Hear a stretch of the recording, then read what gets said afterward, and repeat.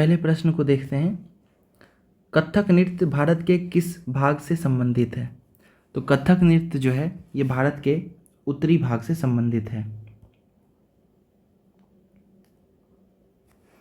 Mesolithic या मध्यपाषाण युग से संबंध में निम्नलिखित कथनों पर विचार करें। देखते हैं। इस समय पत्थर के औजार को माइक्रोलिथ कहा जाता था, ये सही है। पत्थर के औजार आकार में बड़े होते थे, देखिए ये गलत है, क्योंकि पत्थर के औजार माइक्रोलिथ थे यानी छोटे थे, तो ये औजार बड़ा नहीं हो सकता है, ये गलत है। इस समय पुराने किस्म के औजार अनुपस्थित थे, देखिए ये भी गलत है, क्योंकि अगर किसी कोई नए प्रकार का औजार आ रहा है तो इसका मतलब ये नहीं है कि पुराने औजार पूर्णतः बंद हो जाएंगे, प्रतिबंधित हो जाएंगे, ऐसा नहीं होता है। ठीक है, तो इसलिए इसका आंसर सी होगा। अगला देखते हैं। बसोहली शैली किस राज्य से संबंधित है? तो बसोहली शैली जो है ये हिमाचल प्रदेश से संबंधित है। रसमंजरी की रचना किसने की? तो रसमंजरी की रचना जो है भानुदत्त ने की थी। यह चित्रकला से संबंधित पुस्तक है। बृहद्धर्म पुराण से संबंध में निम्नलिखित कथनों पर विचार करें। तो ये जो पुराण है बृहद्धर्म, इसकी रचना बंगाल में की गई थी, ये सही है। और इसमें ब्राह्मणों को कुछ विशिष्ट प्रकार की मछली खाने की अनुमति दी गई थी, ये भी सही है। अर्थात इसका आंसर सी होगा, दोनों सही। मिलान करना है। फारुखसियार की अगर समय की बात करें तो ये 1713 से 1719 तक थे। उसके बाद अगर अहमद शाह की बात करें तो अहमद शाह जो थे वो 1748 से 1754 तक थे। उसके बाद आलमगीर की बात करें तो ये 1754 से 1759 तक थे। और शाह आलम द्वितीय की बात करें तो ये 59 से 1806 तक थे। तो अगर इसका मिलान करें तो ए का 2, बी का 3, यानी ये हमारा बी ऑप्शन सही हो जाएगा। मुगल काल में सवाई राजा जय सिंह को किस क्षेत्र की सूबेदारी मिली थी? तो जो हमारे जय सिंह जी थे उन्हें मालवा क्षेत्र का सूबेदारी मिली थी। नवपाषाण काल के औजार के संबंध में निम्नलिखित कथनों पर विचार करें। नवपाषाण काल के औजार जो थे वो पॉलिश किए जाते थे, बिल्कुल सही। इस अवधि में ओखल और मूसल का उपयोग अनाज को पीसने के लिए किया जाता था, ये भी सही है। अर्थात इसका आंसर सी हो जाएगा, दोनों सही है। ये एडुटेरिया का एनसीईआरटी बेस्ड जो टेस्ट है उसे हम लोग डिस्कस कर रहे हैं। ठीक है, कुल 17 टेस्ट हैं, एक एक करके हम लोग सबको लाएंगे। आप 1 से 2 बार इसे देखेंगे, रिवाइज करेंगे, आंसर तैयार हो जाएगा। इसका पीडीएफ मैं अपने यूट्यूब चैनल पर डाल दूंगा, जो डॉक्टर बीपीएससी के नाम से ही टेलीग्राम चैनल है, वहाँ जाके आप पीडीएफ देख सकते हैं। वहाँ उसका सॉल्यूशन भी दिया रहेगा, वो भी पीडीएफ आप डाउनलोड कर सकते हैं। अगला क्वेश्चन देखते हैं। सिख जत्थों तथा मिसलों का संयुक्त सेना को क्या कहा जाता था? तो इसे 10 खालसा कहा जाता था, 10 खालसा, याद रखिएगा। उसके बाद सिखों की राखी व्यवस्था के अंतर्गत उपज का कितना प्रतिशत हिस्सा संरक्षण के लिए लिया जाता था?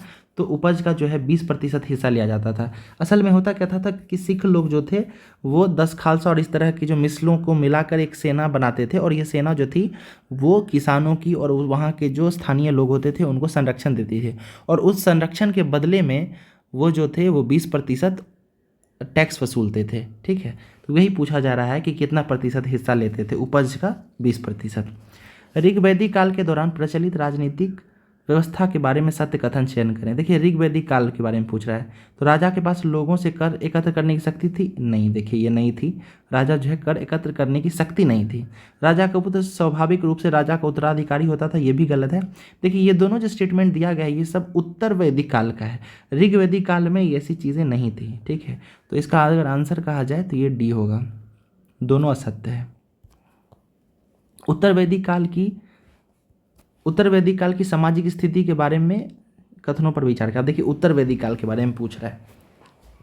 महिलाओं और शूद्र दोनों वेदों का अध्ययन करने के लिए अनुमति नहीं दी गई थी, सही बात है, दोनों को अध्ययन करने से मनाही थी। और अब वर्ण व्यवस्था जन्म के आधार पर तय की जाती थी, ये भी सही है। ठीक है, तो सही विकल्प चुनना है, तो दोनों सही है। उत्तर वैदिक काल में जो है 4 वर्ण शुरू हो गए थे, जिसमें ब्राह्मण, क्षत्रिय, वैश्य और शूद्र वगैरह थे। महिलाओं को जो है शूद्रों की श्रेणी में ही रखा जाता था।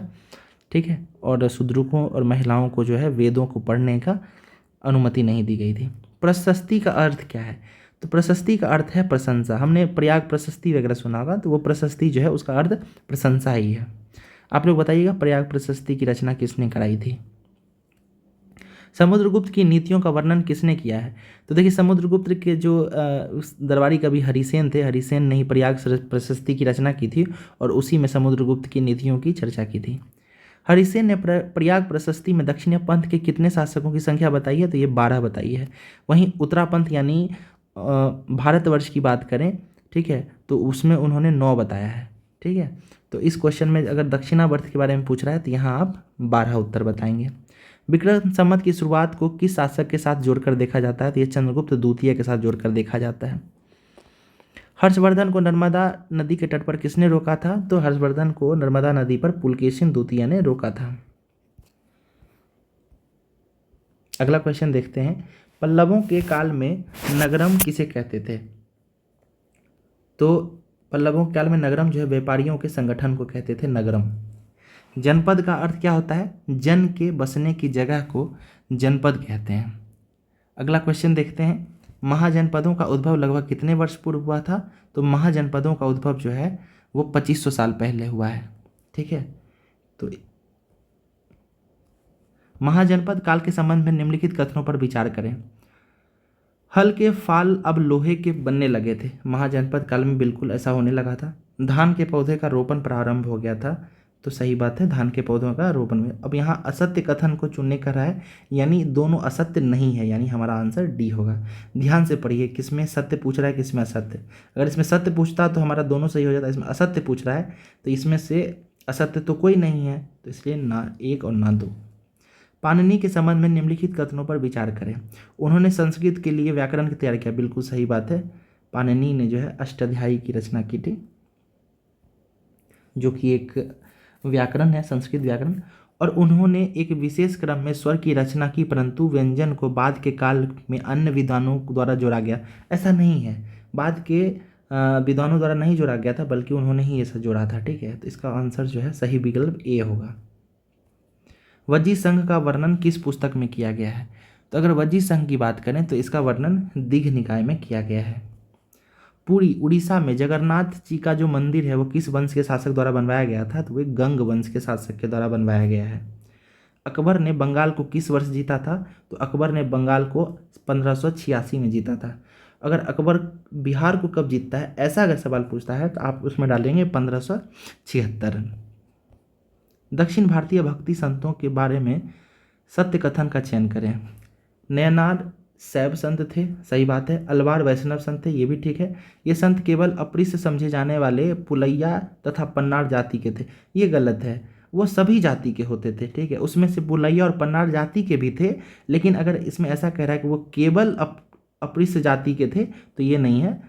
अलवार और नयनार अनेक अलग अलग जातियों के होते थे। तो तीसरा को अगर छांट दे तो ए इसका सही जवाब होगा।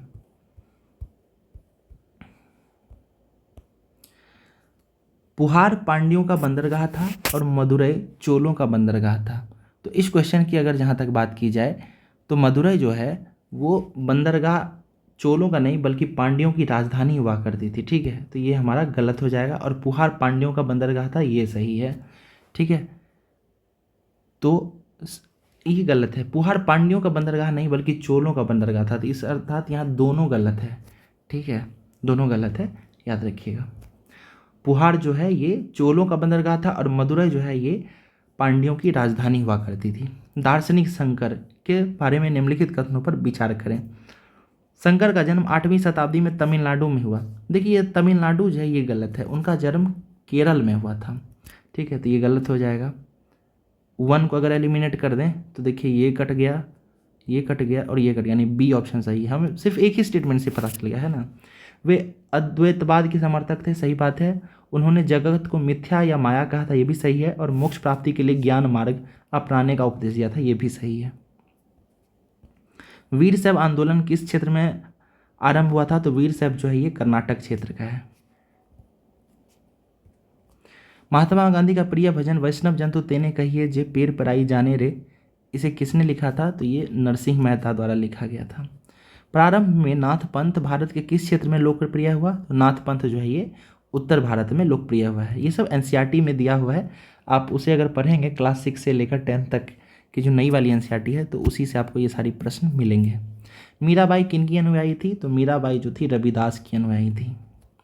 चोल काल में करों के संबंध में निम्नलिखित कथनों पर विचार करें। वेटी एक प्रकार का ऐसा कर था जिसे नगद में संग्रहित किया जाता था। देखिए वेटी जो है ना वो नगद में नहीं बल्कि वो बेगार करा के वसूला जाता था, ठीक है। वेटी एक प्रकार का ऐसा कर था जिससे कि जो मजदूर होते थे उन्हें बेगार कराया जाता था, ठीक है। तो वन तो गलत हो गया। और कदमई एक भू राजस्व था, तो ये बी सही है।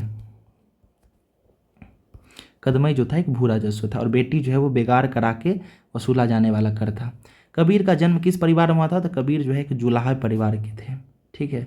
बहुत प्रसिद्ध एक उनकी पंक्ति है कि जाति जुलाहा मति का अधीर, सनहि सनहि गुण रमय कबीर, है ना। तो इससे भी आप पता कर सकते हैं कि कबीर जो थे वो जुलाहा जाति के थे। लंगर व्यवस्था की शुरुआत किसने की? लंगर व्यवस्था की शुरुआत गुरु नानक ने शुरू की थी। तलवंडी में उनका गृह स्थान था। संस्कृत व्याकरण की रचना किसने की थी? उन्होंने पाणिनि ने की थी, ठीक है। महावीर ने अपनी शिक्षा किस भाषा में दी थी? तो उन्होंने अपनी भाषा प्राकृतिक भाषा में अपनी शिक्षाएं दी थी। जैन धर्म के संदर्भ में निम्नलिखित कथनों पर विचार करें।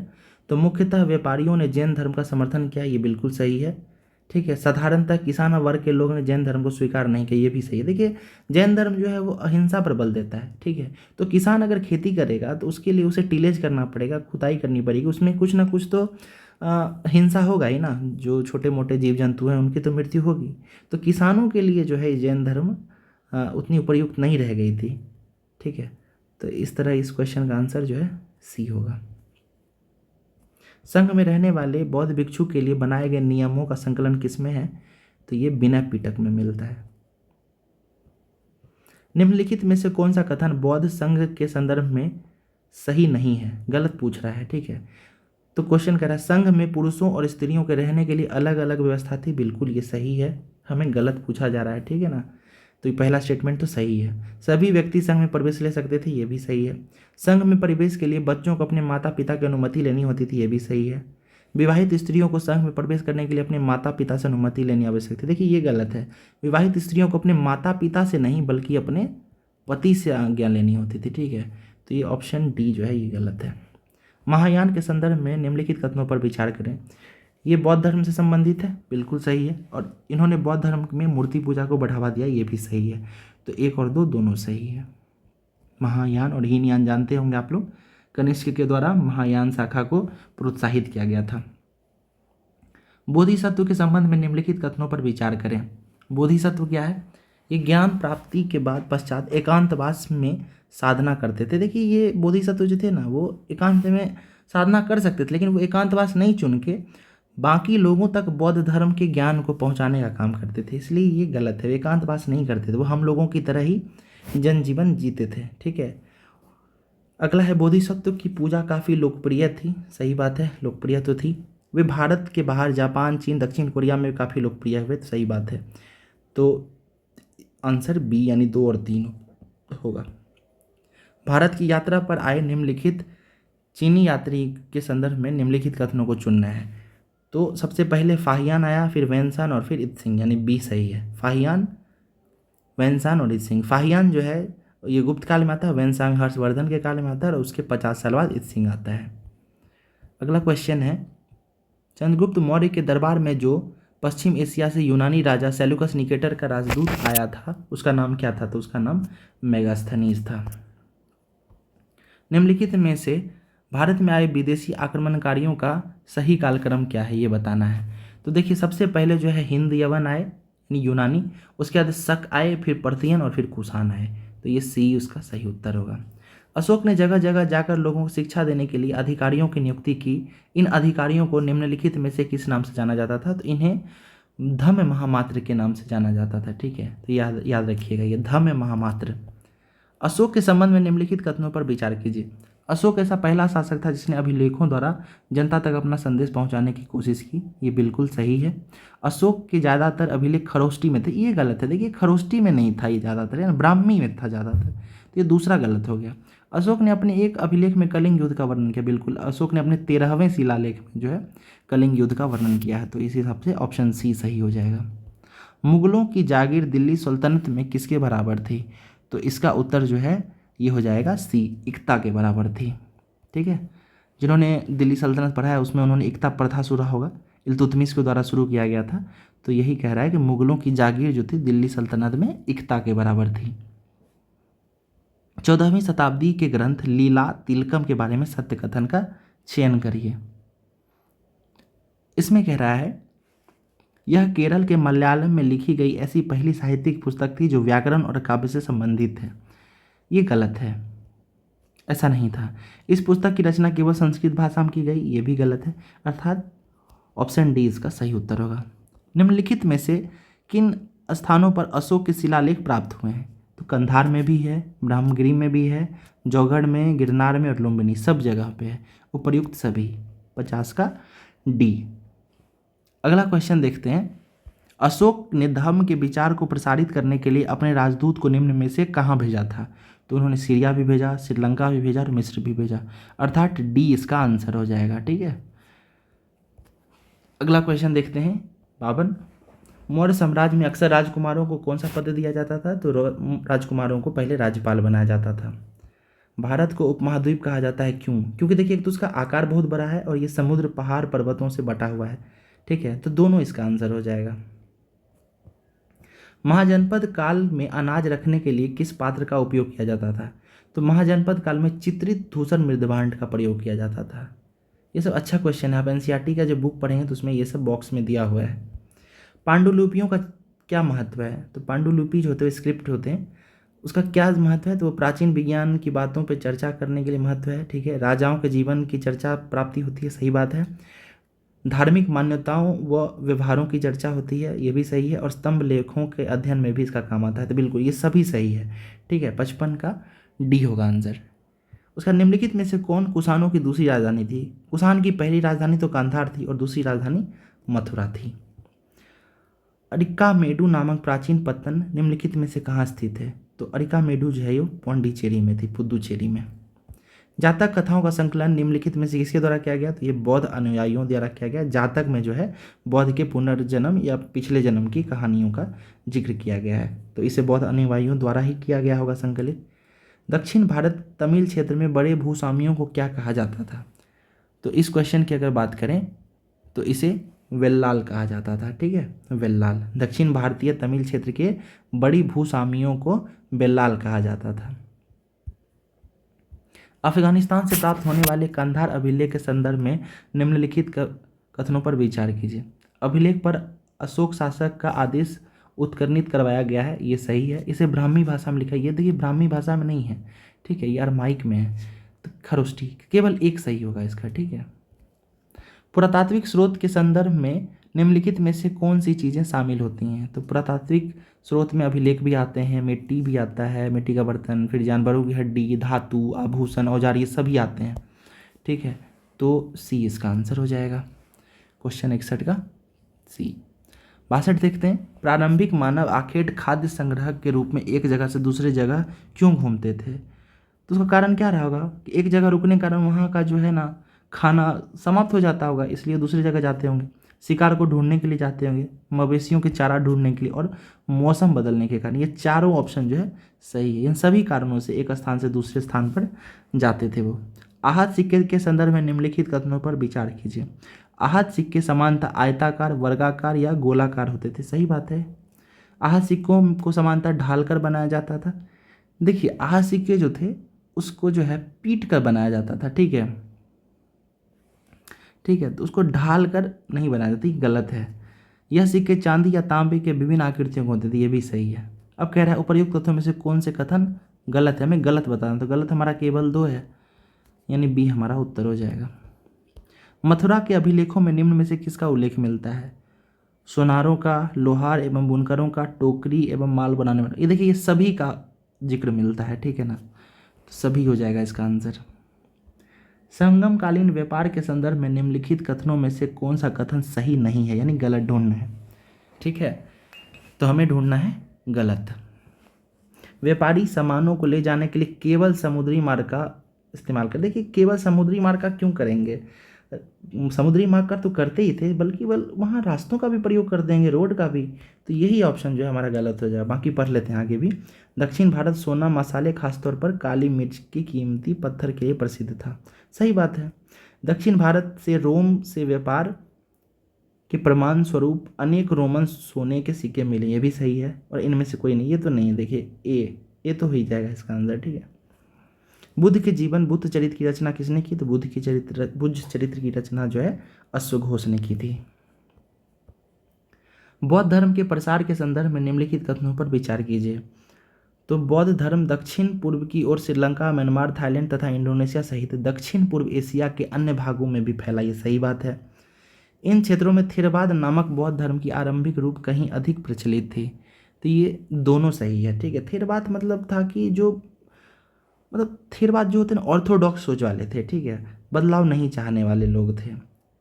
तो सही बात है कि 1 और 2 दोनों सही है। प्रायः स्तूपों के चारों ओर परिक्रमा करने के लिए जो वृत्ताकार पथ होता है उसे क्या कहते हैं? उसे प्रदक्षिणा पथ कहते हैं। अच्छा, स्तूप का जो गेट होता है उसे क्या कहते हैं? अगर आप लोगों को पता है तो कमेंट बॉक्स में बताइए, ठीक है। स्तूप के गेट को क्या कहते हैं? अगला क्वेश्चन देखते हैं। प्रारंभिक मानव निम्न में से किस आधार पर पौधों तथा जानवरों का चयन करते थे? तो जिनके बीमार होने की संभावना कम होती, बिल्कुल जो कम बीमार होंगे उनको ही तो वो अपने साथ रखेंगे, वही जानवर को तो रखेंगे। बड़े दाने तथा मजबूत डंठल वाले पौधे, बिल्कुल बड़े दाने वाले को रखते थे, और अहिंसक जानवर को भी रखते थे। तो 1 2 3 तीनों सही है। चोलों का महत्वपूर्ण पत्तन कौन सा था? तो चोलों का महत्वपूर्ण पत्तन जो है पुहार है, ठीक है, सी याद रखिएगा। बुर्जहोम आवास के संबंध में निम्नलिखित कथनों पर विचार करें। बुर्जहोम के लोग गड्ढे के नीचे घर बनाते थे, सही बात है। बुर्जहोम जो है कश्मीर का क्षेत्र है, यहाँ पे गड्ढे के अंदर घर बनाने की जो बात कही गई है प्रश्न में वो सही है, ठीक है। ये पाया गया है पुरातात्विक द्वारा। पुरातत्वविदों को झोपड़ी के अंदर तथा बाहर दोनों स्थान पर आग जलाने की जगह मिले हैं, बिल्कुल सही, दोनों सही है, ठीक है। अगला क्वेश्चन है, कुषाणों के समय बौद्ध धर्म की किस नई शाखा का विकास हुआ? तो कुषाणों के समय में महायान शाखा का विकास हुआ है, और महायान शाखा में बुद्ध को जो है उनकी मूर्ति पूजा वगैरह शुरू हुई थी, ठीक है, याद रखिए। हड़प्पाई संस्कृति के संदर्भ में सही मिलान करें। हड़प्पाई संस्कृति के संदर्भ में, ठीक है। तो गौर कीजिए, कर्नाटक से तो सोना आता होगा, सही बात है, ठीक है। तांबा राजस्थान से आता होगा, खितरी जो बेल्ट, और टीन अफगानिस्तान से। तो 1 का बी, ठीक है, 1 का बी, 2 का ए, बी इसका आंसर हो जाएगा। हड़प्पाई सभ्यता के अंत के संबंध में इतिहासकारों ने क्या क्या अटकलें लगाई हैं? तो देखिए, नदियों के सूखने के कारण विलुप्त हुई, सही बात है। जंगलों के विनाश होने के कारण भी हुआ था, ऐसा भी कहा गया है, सही बात है। चारगाह मैदान समाप्त होने के कारण, ये भी लिखा गया है, सही बात है। बाढ़ के कारण भी, और शासकों के नियंत्रण के समाप्त हो जाने के कारण। देखिए, ये पांचों कारण जो है कहीं ना कहीं, ये पांचों कारण हड़प्पा के जो अंत हुआ है हड़प्पा संस्कृति का, तो उसका कारण बताया गया। तो इसका ऑप्शन डी हो जाएगा। हड़प्पा सभ्यता के अंत होने का क्या परिणाम हुआ? हड़प्पाई नगर को लोग छोड़ने लगे, सही बात है, छोड़ दिए थे। मुहर, लेखन तथा बांटों का प्रयोग बंद हो गया, सही बात है, बंद हो गया। जब लोग ही नहीं रहेंगे तो बंद होगा ही। कच्चे माल का आयात घट गया, सही बात है, लोग कम हो गए थे, आयात घट गया था। और नई बस्तियों की संख्या बढ़ गई, बिल्कुल। हड़प्पा का जब अंत हुआ तो वहाँ के जो लोग थे वो वहाँ से निकल के, हड़प्पा क्षेत्र से निकल कर, और फिर जो है दूसरे क्षेत्रों में बसते हैं, तो वहाँ नई बस्तियाँ बनाते हैं। तो ये चारों जो है ऑप्शन सही हो जाएगा, डी। सिल्क रूट पर नियंत्रण करने वाले शासकों में सबसे प्रसिद्ध वंश कौन सा है? तो ये कुषाण वंश है, ठीक है। अश्वघोष जिसे बुद्ध की जीवनी लिखी, किसके दरबारी कवि थे? तो ये कनिष्क के दरबारी कवि थे। रोमन साम्राज्य में भारत के किस वस्तु की मांग सबसे अधिक थी? तो रोमन साम्राज्य में जो है काली मिर्च का जो है काफ़ी डिमांड था, इसे काला सोना भी वो लोग कहते थे, ध्यान रखिए। पुलकेशिन के बारे में निम्नलिखित में से कौन सा कथन सत्य नहीं है, गलत पूछ रहा है? एहोल शिलालेख पुलकेशिन द्वितीय की विजय का वर्णन करता है, ठीक है, तो ये तो बिल्कुल सही लग रहा है, ठीक है। अगला देखते हैं, गुप्तों के खिलाफ लड़ाई में उनकी मृत्यु होगी।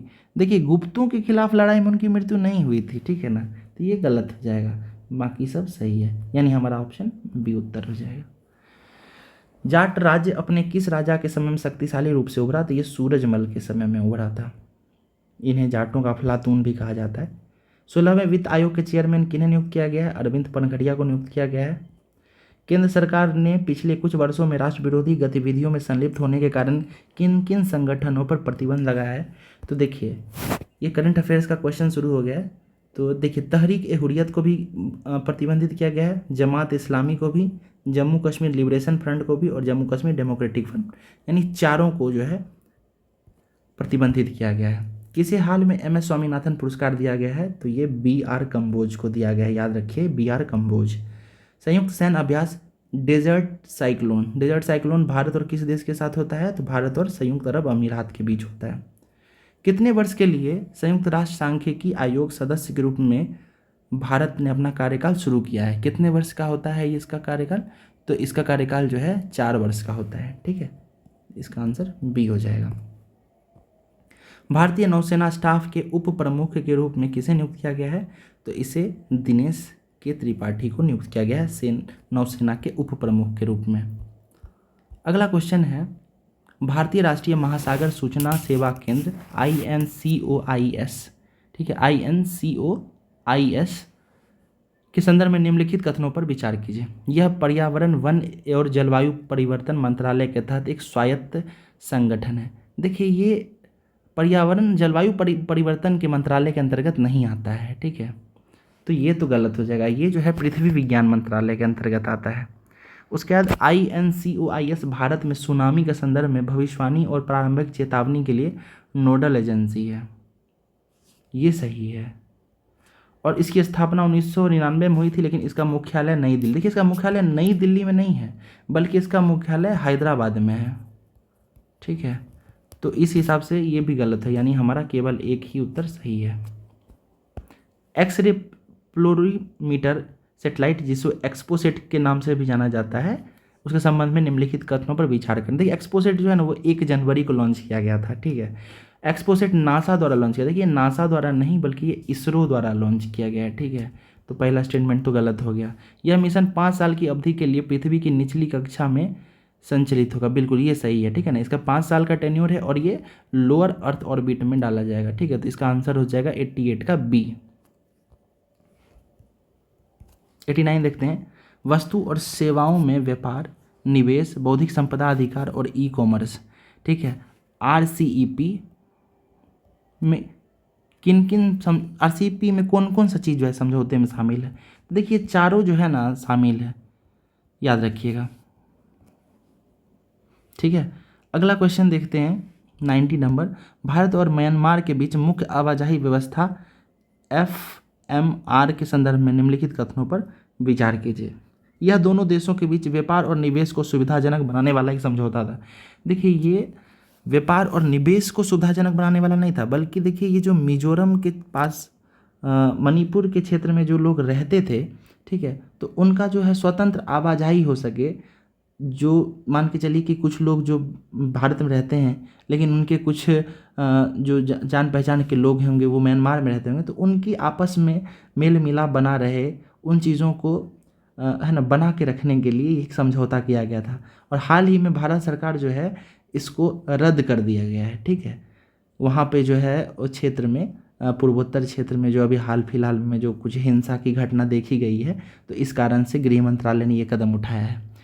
ठीक है, तो पहला गलत हो गया। भारतीय नागरिकों को म्यांमार में FMR लाभ प्राप्त करने के लिए म्यांमार सीमा चौकी पर आगमन पर वीज़ा की आवश्यकता थी। देखिए कोई वीज़ा की जरूरत नहीं थी। ठीक है ना, ये भी गलत है। भारत म्यांमार सीमा की पूरी लंबाई FMR के अंतर्गत आती थी, ये भी गलत है। पूरी सीमा नहीं आती थी, बल्कि मात्र 16 किलोमीटर का एक जोन था, बस वही आता था। ठीक है, तो इसमें D हो जाएगा, कोई नहीं। अगला क्वेश्चन देखते हैं, ये GST के बारे में, वस्तु एवं सेवा कर के बारे में। GST में निर्यातक अपने उत्पाद पर कर का भुगतान नहीं करते, लेकिन वे अपने इनपुट पर भुगतान किए गए कर पर रिफंड के हकदार हैं। अगला देखते हैं, GST केवल वस्तुओं के निर्माण और बिक्री पर लगाया जाता है। GST व्यवस्था के तहत वस्तु और सेवाओं को केवल उनकी आवश्यक प्राकृतिक आधार पर विभिन्न कर स्लैब में वर्गीकृत किया जाता है। ठीक है, तो इस क्वेश्चन का आंसर जो है ऑप्शन A हो जाएगा, केवल A। अगला देखते हैं, निम्नलिखित में से कौन सा अंतर्राष्ट्रीय संगठन वैश्विक परमाणु आदेश GNO का अनुपालन सुनिश्चित करने के लिए परमाणु गतिविधियों की निगरानी और विनियमन में महत्वपूर्ण भूमिका निभाता है? तो देखिए ये IAEA international atomic energy association है ना, अंतर्राष्ट्रीय परमाणु ऊर्जा एजेंसी चलता है ना। एटॉमिक एनर्जी एजेंसी, अंतर्राष्ट्रीय परमाणु ऊर्जा एजेंसी इसका सही उत्तर है। निम्नलिखित कथनों पर विचार कीजिए। मालदीव में इंडिया आउट अभियान का प्राथमिक उद्देश्य भारत से जुड़ी सभी बुनियादी ढांचा परियोजनाओं को रोकना था। देखिए, सभी को तो रोकना नहीं था भाई, तो ये गलत हो जाएगा, है ना। इंडिया आउट मतलब क्या था कि मालदीव में जो कुछ भारतीय सैनिक वहाँ रह रहे थे उनको बाहर करना है, इसका एक लक्ष्य था। तो ऑप्शन ए गलत हो जाएगा। अगर ए गलत हो जाएगा तो हम लोग ये काट सकते हैं, ये और ये भी, यानी बी सही है। 2 और 3 पढ़ लेते एक बार। भारत मालदीव को आतंकवाद, मादक पदार्थ की तस्करी, नशीले पदार्थ और विभिन्न समुद्री अपराधों के खिलाफ अपनी प्राथमिक रक्षा पंक्ति मानता है। बिल्कुल सही है ये। भारत मालदीव में ग्रेटर माले कनेक्टिविटी प्रोजेक्ट विकसित कर रहा है, तो ये भी सही है। देखिए, ग्रेटर माले प्रोजेक्ट कनेक्टिविटी जो है, इसके तहत क्या होगा कि जो मालदीव की जो राजधानी है वहाँ पर भारत अवसंरचनाओं में काफ़ी इन्वेस्ट कर रहा है, ठीक है, डेवलप कर रहा है। भारत और पाकिस्तान ने हाल ही में एक द्विपक्षीय समझौते के तहत परमाणु प्रतिष्ठानों की सूची का आदान प्रदान किया। इस संधि के संदर्भ में निम्नलिखित कथनों में से कौन सा सही है? परमाणु प्रतिष्ठानों की सूचियों के आदान प्रदान का प्राथमिक उद्देश्य परमाणु हथियार परीक्षण को सुविधाजनक बनाना। देखिए, ऐसा नहीं है, परीक्षण को सुविधाजनक बनाना इसका उद्देश्य नहीं था, बल्कि इसमें एक पारदर्शिता रहे, वो इसका लक्ष्य था। इस समझौते का उद्देश्य दोनों देशों के बीच आर्थिक व्यापार को बढ़ाना है। देखिए, ये भी, इससे भी कोई लेना देना है। आर्थिक व्यापार, भारत और पाकिस्तान की जो आर्थिक व्यापार है वो तो पूरी तरह से बंद हो रखा है ना, तो ऐसा कुछ भी नहीं है, यानी डी इसका आंसर होगा। हाल ही में किस राज्य में हर जिले में ड्रोन पुलिस यूनिट की स्थापना होगी? तो बिहार में जो है हर जिले में ड्रोन पुलिस यूनिट की स्थापना होगी। नेपाल में आयोजित Indo Nepal international tennis ball championship में किसने खिताब पर कब्जा किया? तो उत्तर प्रदेश को हराकर बिहार ने जो है इस पर कब्जा किया। मिशन इन्वेस्टिगेशन एट 75 किस राज्य द्वारा लॉन्च किया गया है, जिसका उद्देश्य 75 दिनों में FIR की जांच पूरी करना है? तो ये बिहार सरकार द्वारा लॉन्च किया गया है, ठीक है, इन्वेस्टिगेशन एट 75। सड़क हादसे में 2022 में बिहार का कौन सा स्थान था? तो बिहार का 13वां स्थान था। केंद्र सरकार ने पृथ्वी विज्ञान योजना के लिए कितने करोड़ रुपये आवंटित किए हैं? तो पृथ्वी विज्ञान मंत्रालय को बजट में 4,797 करोड़ रुपये आवंटित किए गए हैं। भारत का पहला पनडुब्बी पर्यटन किस राज्य में शुरू किया जाएगा? तो ये गुजरात में शुरू किया जाएगा, गुजरात के द्वारिका के पास इसे शुरू किया जाएगा।